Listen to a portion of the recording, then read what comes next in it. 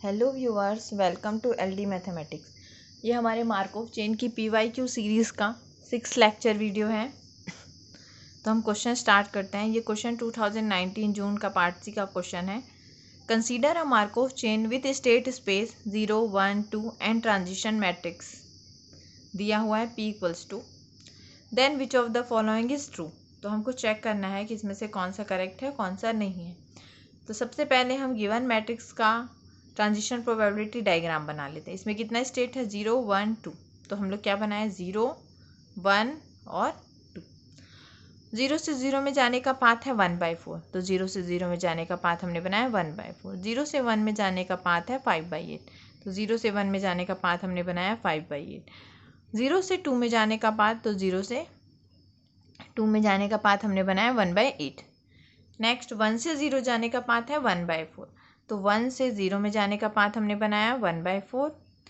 1 से 1 का पाथ नहीं है, मतलब सेल्फ लूप नहीं है। 1 से 2 में जाने का पाथ है 3/4। तो ये हो गया 1 से 2 में, ये है 1, ये है 2। तो 1 से 2 में जाने का पाथ हो गया 3/4। 2 से 0 में जाने का पाथ है 2 से 1 में और 2 से 2 में, तीनों का पाथ है ना। तो 2 से हम गए यहाँ पर 0 में 1/2। 2 से हम गए 1 में 3/8। 2 से हम गए 2 में, तो ये हो गया 1/8। तो इस ट्रांजिशन प्रोबेबिलिटी मैट्रिक्स का ये ट्रांजिशन प्रोबेबिलिटी डायग्राम बन गया। अब देखिए यहाँ पे हमको क्या दिख रहा है, इसका रो सम 1 है सब में और कॉलम सम 1 है। तो हम जानते हैं जब रो सम 1 होता है और कॉलम सम भी 1 होता है, इस टाइप के मैट्रिक्स को डबली स्टोकास्टिक मैट्रिक्स बोलते हैं। तो अब देखिए क्वेश्चन स्टार्ट करते हैं। अब ये मार्कोव चेन में 0 से 0 में जाने का पाथ है, 2 से 2 में जाने का पाथ है ना। और 1 से हम लोग वापस 1 में भी जा सकते हैं क्योंकि यहाँ पे कम्यूटिंग क्लास बन रही है। तो हम जानते हैं कि मार्कोव चेन अगर अपीरियोडिक है, इरिड्यूसिबल है और रिकरेंट है, तो limit n tends to infinity Pij(n) = πj होते हैं। और हमारे पास इरिड्यूसिबल मतलब एक ही कम्यूटिंग क्लास बन रही है। रिकरेंट मतलब जहाँ से जा रहा है पाथ वहाँ से रिटर्न आने का रास्ता है। अब पीरियोडिक मतलब सारे 0, 1, 2, 3 तीनों स्टेट का जो पीरियड है वो क्या है, 1 है। तो सेम कम्यूटिंग क्लास के हैं तो एक का पीरियड 1 है तो बाकी का भी पीरियड 1 होगा। तो जब मार्कोव चेन अपीरियोडिक है, इरिड्यूसिबल है और रिकरेंट है तो उसका फॉर्मूला होता है limit n tends to infinity Pij(n) = πj, है ना। तो अब हाँ, उसके बाद देखिए अगर मार्कोव चेन अपीरियोडिक है, इरिड्यूसिबल है और रिकरेंट है और डबली स्टोकास्टिक मैट्रिक्स है, तो हमने अभी जो देखा कि जो मैट्रिक्स थी उसका रो सम और कॉलम सम 1 था। डबली स्टोकास्टिक भी मैं हो गया, अपीरियोडिक हो गया, रिड्यूसिबल हो गया, रिकरेंट हो गया और डबली स्टोकास्टिक मैट्रिक्स। तो हम जानते हैं कि अगर ये पांचों कंडीशन को सेटिस्फाइड करता है, चारों कंडीशन को, तो उसका स्टेशनरी डिस्ट्रीब्यूशन π0, π1, π2, πn का क्या होता है, limit n tends to infinity Pij(n) = πj। तो इसका πj, तो अगर हमने j की जगह 0 स्टेट लिया तो π0 का फॉर्मूला क्या हुआ, 1/नंबर ऑफ स्टेट। तो नंबर ऑफ स्टेट, तो हमारे पास नंबर ऑफ स्टेट कितने हैं टोटल, हमारे पास नंबर ऑफ स्टेट तो 3 है। तो हमारा 1/नंबर ऑफ स्टेट मतलब 1/3 हो जाएगा। ठीक है, ये जस्ट मैंने उसका बेसिक बताया था। अपीरियोडिक मतलब GCD of PII and step में गर्दन 0 मतलब i से i जाने का पाथ है। और लैम्डा आई अपीरियोडिक होगा अगर 1 के इक्वल है और लैम्डा i > 1 है तो पीरियोडिक। रिकरेंट मतलब i से j में जाने का पाथ है, j से i में जाने का पाथ है। कम्यूटिंग क्लास मतलब i से j में जाने का पाथ है, j से i में जाने का पाथ है, तो i और j दोनों क्या होंगे, सेम कम्यूटिंग क्लास में आएंगे।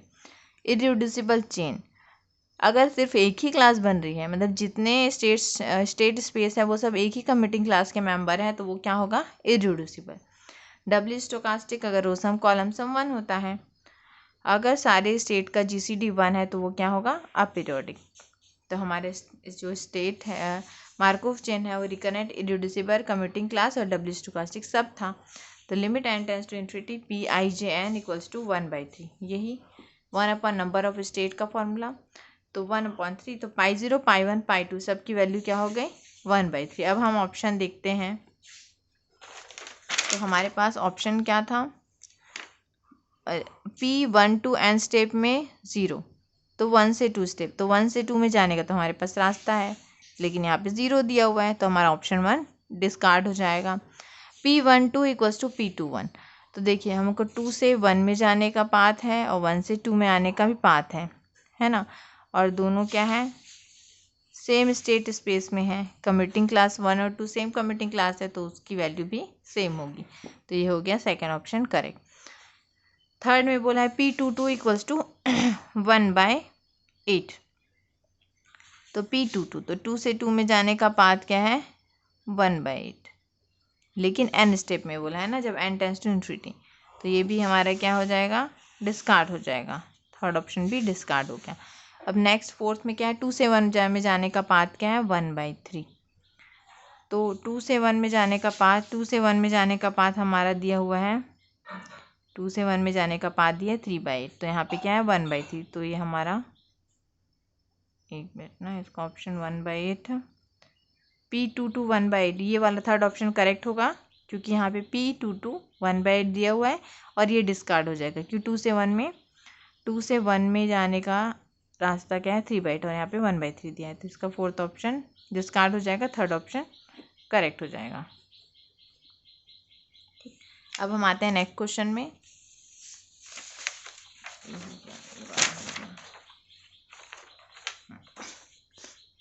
ये हमारा नेक्स्ट क्वेश्चन, ये क्वेश्चन हमारा 2019 दिसंबर में आया है, पार्ट सी में। Let X N be a Markov chain with state space N union 0 such that the transition probability are given by, तो ट्रांजिशन प्रोबेबिलिटी दिया हुआ है Pij Q जब j इक्वल टू 0 है, 1 - Q जब j इक्वल्स टू i+1 है, 0 होगा otherwise, है ना, तो जब j इक्वल्स टू 0 1 2 है तो Q होगा जब j 0 होगा। अब Q की वैल्यू 0 से 1 के बीच है तो j i+1 है और 0 है अदरवाइज, ये दोनों कंडीशन नहीं फॉलो करी, मतलब 0 है तो Q है, i+1 है तो 1 - Q है, नहीं तो 0 होगा। अब इसका ऑप्शन दिया है which of the following are correct पूछा है। The Markov chain is irreducible, the Markov chain is aperiodic, P00Q n step में for all n greater than equal to 1, और the Markov chain is positive recurrent. तो सबसे पहले जो matrix दिया हुआ है इसका हम लोग ट्रांजिशन प्रोबेबिलिटी डायग्राम बनाएंगे, तो इसमें स्टेट क्या दिया हुआ है 0 1 2 3 डैश डैश, तो हमने स्टेट बनाया 0 1 2 3, आगे बढ़ता जाएगा ऐसे।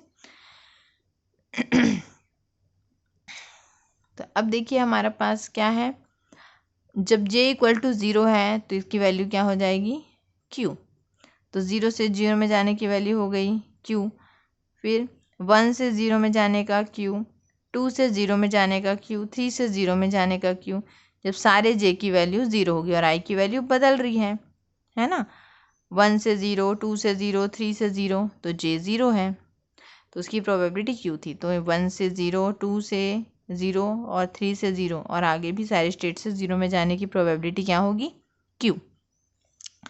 अब आगे बोल रहा है j इक्वल्स टू i+1, तो जैसे suppose j equals to i+1 है, मतलब i से एक ज़्यादा वैल्यू होगी तब हमारा j आएगा, मतलब i अगर हम 0 लें तो उससे एक ज़्यादा मतलब 1, तो 0 से 1 में जाने की प्रोबेबिलिटी क्या हो गई 1 - Q, है ना। वैसे ही हम लोग आगे भी और बना सकते हैं, कैसे, 0 से 1 में था तो अगला क्या होगा 2 से 1 में जाने की प्रोबेबिलिटी 1 - Q, 3 से 2 में जाने की प्रोबेबिलिटी 1 - Q, है ना, उल्टा बोल रही, सॉरी, 1 से 2 में जाने की प्रोबेबिलिटी 1 - Q, क्योंकि 0 से 1 था, तो ऐसे ही 1 से 2 में जाने की प्रोबेबिलिटी 1 - Q, 2 से 3 में जाने की प्रोबेबिलिटी 1 - Q, 3 से 4 में जाने की 1 - Q, ऐसे ही चलते चलते ये डायग्राम आगे बढ़ जाएगा, तो मैंने डैश कर दिया।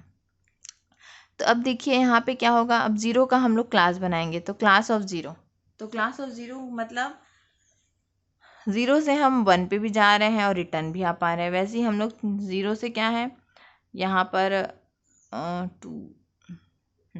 0 से हम 1 पे गए, फिर 1 से 2 पे गए, फिर 2 से वापस 0 पे आ रहे हैं, मतलब 0 से निकल के हम 0 स्टेप पे वापस आ रहे हैं, मतलब सारे जितने स्टेट हैं सबसे आने जाने का रास्ता है, तो ये क्या होगा क्लास ऑफ 0, तो इसके क्या क्या है सेम क्लास में आएंगे, तो commuting class C of 0, class of 0 में 0 1 2 डैश डैश सारे स्टेट आ जाएंगे। तो एक ही कम्यूटिंग क्लास बन रहा है, और जब एक ही कम्यूटिंग क्लास बनता है तो चेन क्या होता है, इरिड्यूसिबल। इसीलिए हमारा ये जो मार्कोव चेन है वो क्या है, इरिड्यूसिबल। अब पीरियड निकालेंगे ज़ीरो का, तो लैम्डा ऑफ ज़ीरो, तो GCD।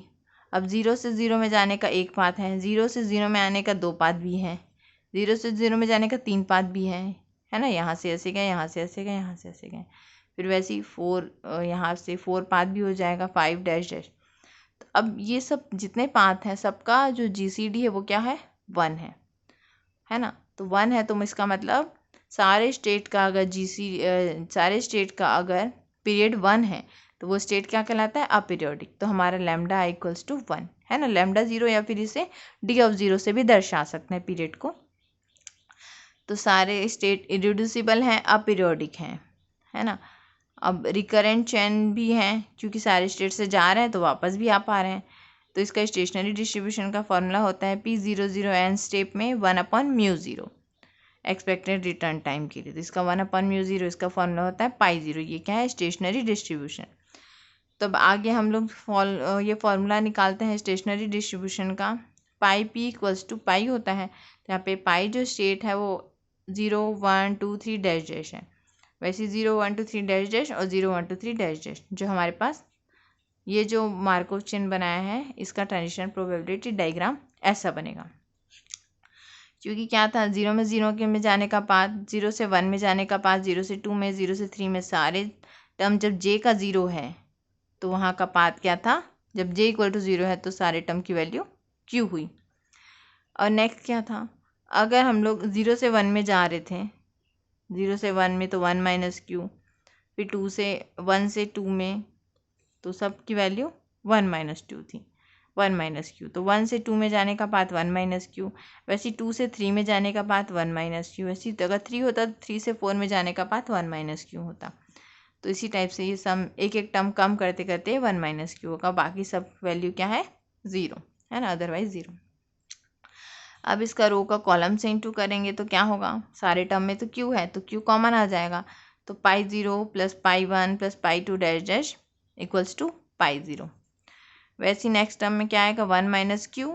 अब इसका इंटू किससे होगा, फर्स्ट टर्म में है तो π0 से। नेक्स्ट 1 माइनस Q किसके लिए होगा, π1 के लिए।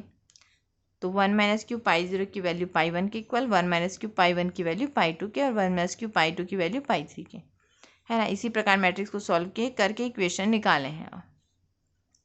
अब हम जानते हैं summation pi i equals to 1 होता है, तो हमारे पास जो स्टेट है π0 plus π1 plus π2 dash dash dash equals to 1। तब हम π0 की जगह π0 रखें, π1 की वैल्यू 1 माइनस Q π0, वैसे π2 की वैल्यू है 1 minus Q π1 plus 1 minus Q π2 dash dash equals to 1। अब हम π0 अगर कॉमन लेंगे तो क्या बनेगा हमारे पास, है ना। अब जहाँ जहाँ पे यहाँ पे भी हमारे पास π1 था, तो जहाँ जहाँ पे π1 था उसकी जगह हम फिर क्या रख सकते हैं, π0 के फॉर्म में। तो π1 की जगह π0 वाली वैल्यू रख दिए, तो ये सारा टर्म क्या हो जाएगा, π0 के फॉर्म में आ जाएगा। तो जब π0 कॉमन लेंगे तो क्या बनेगा, यहाँ पे 1 माइनस Q का स्क्वायर 1 माइनस Q का क्यूब हो जाएगा ना, क्योंकि हमने π1 और π2 की वैल्यू भी रखी है किसके फॉर्म में, π1 की वैल्यू ये वाली। तो π1 की जगह जब ये वैल्यू रखेंगे तो 1 माइनस Q पहले से है, और इसकी वजह से एक और 1 माइनस Q हो जाएगा तो स्क्वायर हो जाएगा। वैसे ही नेक्स्ट टर्म में भी 2 बार होगा तो क्यूब हो जाएगा। तो वैसे ही 1 plus 1 minus Q plus 1 minus Q का स्क्वायर डैश डैश करते करते इक्वल टू हो गया 1 के, और Q की वैल्यू 0 से 1 के बीच है तो 1 माइनस Q की वैल्यू भी 0 से 1 के बीच होगी। तो हम n पदों के फॉर्मूला पढ़े हैं BSc में, तो उसका फॉर्मूला क्या होता है, s की पावर n का a 1 माइनस r की power n upon 1 minus r sum of n term. तो यहाँ पे a की वैल्यू क्या है हमारे पास, a की वैल्यू हमारी है π0 सामने में है। अब 1 माइनस r मतलब 1 माइनस Q, 1 माइनस Q की पावर n और 1 माइनस Q। अब इसको सॉल्व करने पे इसकी वैल्यू क्या आ जाएगी, 1। तो हमारा क्या हो जाएगा, π0 equals to Q upon 1 minus Q की पावर n, है ना। क्योंकि अब इसको लिमिट निकालेंगे तो limit n tends to infinity P00n equals to क्या हुआ, limit n tends to infinity Q upon one minus Q की पावर एन, तो इसको सॉल्व करेंगे तो नीचे एन टेंस टू इन्फिनिटी, मतलब इसकी पावर इन्फिनिटी है ना, तो इसकी वैल्यू क्या आ जाएगी क्यू। तो हम लोग क्या निकाले हैं क्यू जो है फाइनाइट नंबर, तो you I less than infinite है, तो जो टर्म लेस देन इनफाइनाइट होता है वो क्या होता है पॉजिटिव रिकरेंट। तो हमारा कौन कौन सा ऑप्शन करेक्ट हो गया ये देखते हैं। सबसे पहले the Markov chain is irreducible, तो हम लोग निकाले हैं मार्कऑफ चेन इरिड्यूसिबल होता है, फर्स्ट ऑप्शन हमारा करेक्ट हो गया। The Markov chain is aperiodic, तो यहाँ पे हमने निकाला मार्कऑफ चेन ये सारे स्टेट का पीरियड 1 है, मतलब मार्कऑफ चेन क्या हो गया aperiodic. Next P00 N step में की वैल्यू क्या आई Q, तो यहाँ पे P00 एन स्टेप की वैल्यू Q आ गई, तो हमारा ऑप्शन 3 भी करेक्ट हो गया। अब Markov chain is positive recurrent, तो यहाँ पे हमारा पॉजिटिव रिकरेंट भी आ गया, तो ऑप्शन 4 भी करेक्ट हो गया। तो इस क्वेश्चन के चारों ऑप्शन हमारे करेक्ट हो गए। Thank you for watching guys.